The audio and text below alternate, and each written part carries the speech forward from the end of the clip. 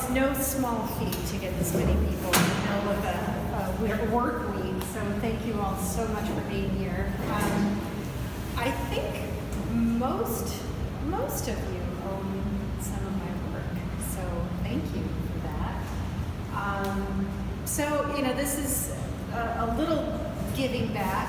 I just wanted to talk a little bit about this exhibition, and I think a lot of you know a little, about my technique and how I apply the paint and what goes into it, but I'll talk about that a little bit, and I'll also tell you a little bit about the challenges that I think any artist would go through in putting a show together. It's fraught with all kinds of challenges because I think, like most artists, I'm my own worst critic, and I will pick apart every single piece, and the longer it stays around me, the more I second guess everything, and so it's like it's torture. So a show this size really took a lot of toll on me and my assistant Megan, I think, trying to keep me from going back onto paintings that were done. But so what my work is about in a very broad, general sense is about storytelling. And I would tell you every piece that I create starts first and foremost from something very personal. The reason that I paint, the reason I'm an artist, there's nothing else I'm capable of doing. I couldn't be employable, there's no way.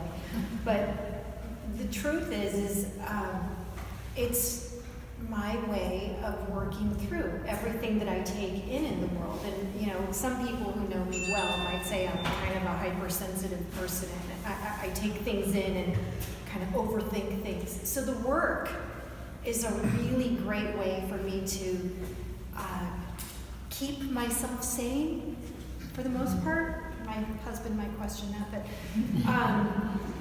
the work is a great catharsis. It really is. It's a practice that stays really fluid in my day-to-day life. I paint just about every day.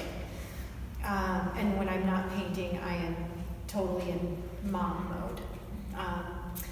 So the technique of how I create these works, it always revolves around texture. I think texture is the most important element in what I do because my work is all about the human condition.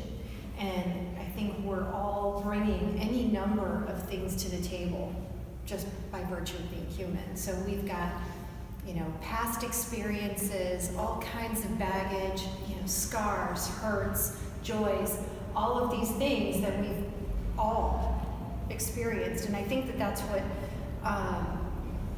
is what really shapes the work. And so I convey that with a palette knife because I feel like it allows the paint to have an organic, natural, imperfect appearance.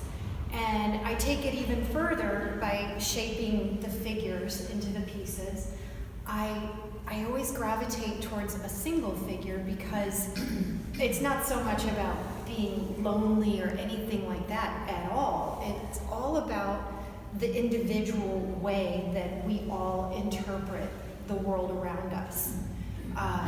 That's really what it is. So every single figure is kind of a different facet to how I personally process, but also the people that I meet, every influence around me. So it's kind of this amalgamation of all of these things, but it's a very individual sort of interpretation. So the bulk of my work will be a single solitary figure for that reason. Every once in a while you'll see multiple figures, and those tend to be more of a collective energy, sisterhood kind of a thing, or sometimes there will be a family element. I play around with different themes, but for the most part, they are about the individual. As far as the technique goes, I only use a palette knife. I just layer and layer and layer the work. A lot of times people ask me how long a painting takes or how many pieces I work on at a time, and I would tell you every painting that I do has probably at least 5 layers of paint. Many times more than that. It just depends on if I nail it, the first time I approach it or not. But I go through a pretty painstaking process in terms of just the preparation of every surface I work on too.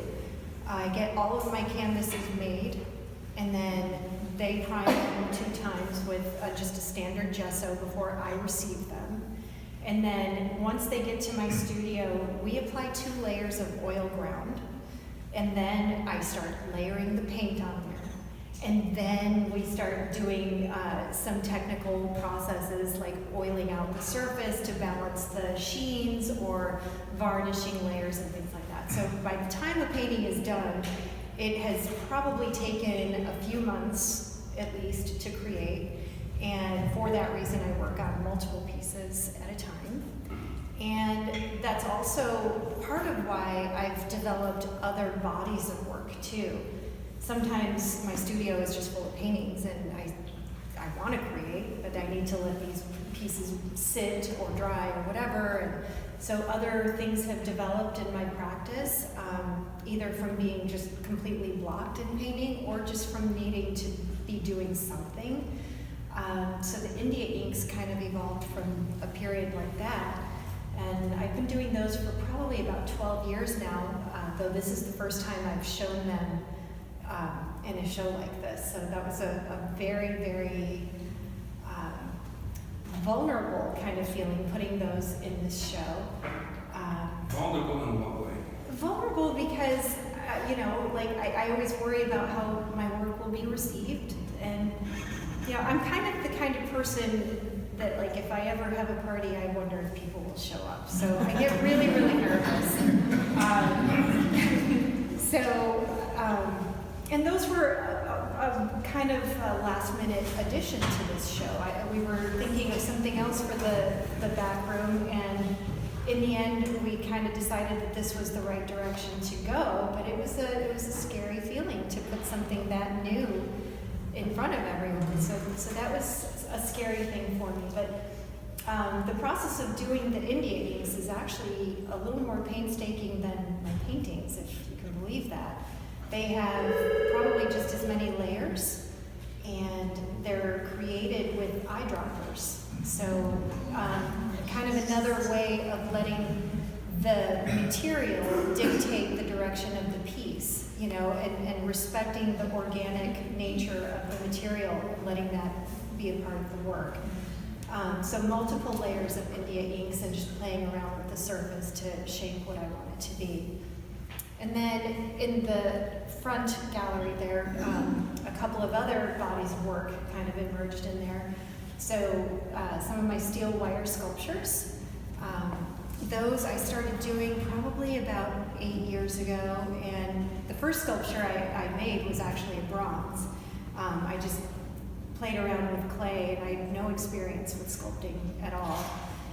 And I was playing with the clay and, made this figure, and then it just went and toppled over, and because I didn't know anything about making an armature, I was just kind of playing, and once I talked to my friends, I'm like, how do you make it stand up? I'm like, you gotta do this.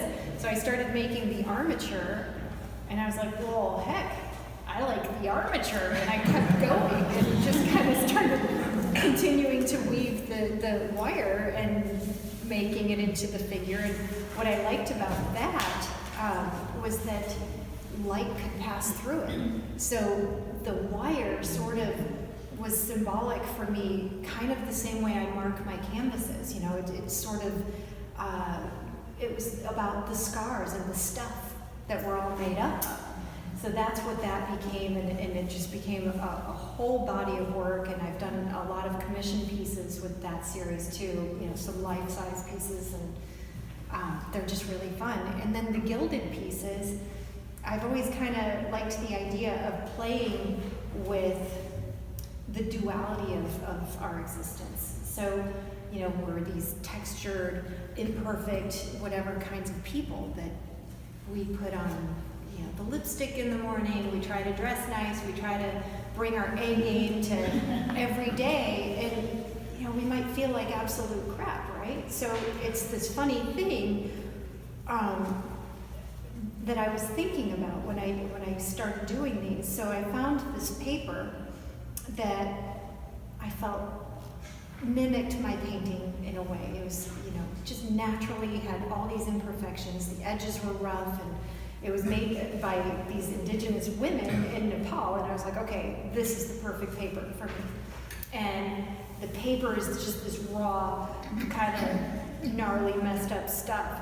But I wanted to put something super glitzy on there, so I started playing around with gilding and created the figures with gold. Like, what could be more elegant and special than that? So that's where that came from. So that is kind of what this show is made up of, and I think I've covered everything I wanted to say, but I was going to let you guys ask some questions and see where that takes us for a little bit here.